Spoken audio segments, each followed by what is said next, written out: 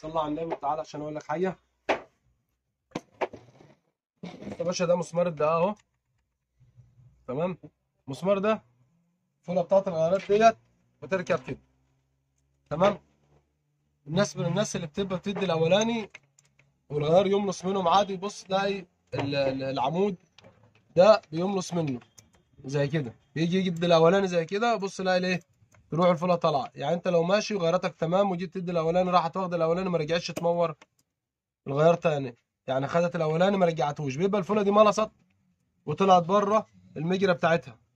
تمام. هي المفروض بدناها في مجرتها كده تاخد الاولاني كده وبتبقى معشاه زي ما هي عشان ترجع تاني بالغيارات ترجع معاك. تمام. طب لما اخد الاولاني وتملص مني وتطلع الناحيه التانيه، في ناس تروح حله وتروح مغيره الفوله دي بس وتروح مركبها تاني. تمام. كده هو ما عليكش العيب برضه. وواحد يروح حالل وجايب السكرتونه زي كده وراح حاطط لك ورده هنا ويروح مقفل تاني، برضه ما عليكش المشكله.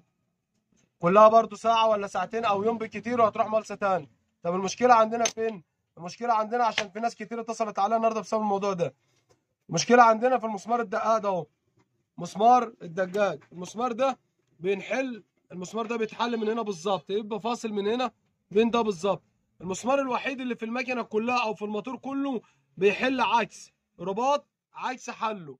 يعني أي مسمار في الدنيا بيربط يمين تمام بيحل شمال، لا ده بيحل شمال بيحل يمين وبيربط شمال. واخد بالك؟ يعني رباطه عكس حله. تمام كده. عشان في ناس كتير تيجي تحل تقعد تربط عايزه تحل بس اللي هي بايه بيحل جامد يروح قاطم منه.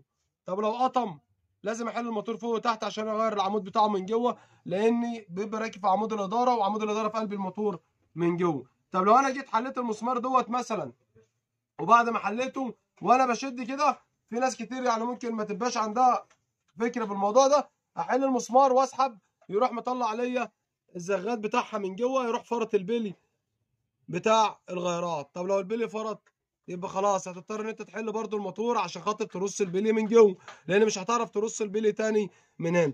فلما انت تيجي تحل مسمار الدجاج دوت وتيجي تطلعه لازم المسمار يبقى على الاقل خالص وانت بتسحبه يبقى على التمويره او على الغيار التاني. تمام كده. طيب لو انا سحبت مثلا وهو على التمويره او هو على الاولاني وحليت يبقى ما اسحبش البنز بتاعه، احل المسمار وده ثابت زي ما هو واربط المسمار بتاعه تاني واقفل. يبقى الاولاني الماكينه لو خدت منك غيار الاولاني وما رضيتش ترجع الغيارات او ما رضيتش ترجع بالتاني وتحس ان الغيارات ثبت معاك خالص وسلوكك سليمه وكل حاجه سليمه، يبقى المشكله عندك في مسمار اما تحل غير مسمار الدجاج على طول. تمام كده. وده كان الفيديو بتاعنا النهارده، واستنونا ان شاء الله الفيديو الجاي. السلام عليكم ورحمه الله وبركاته.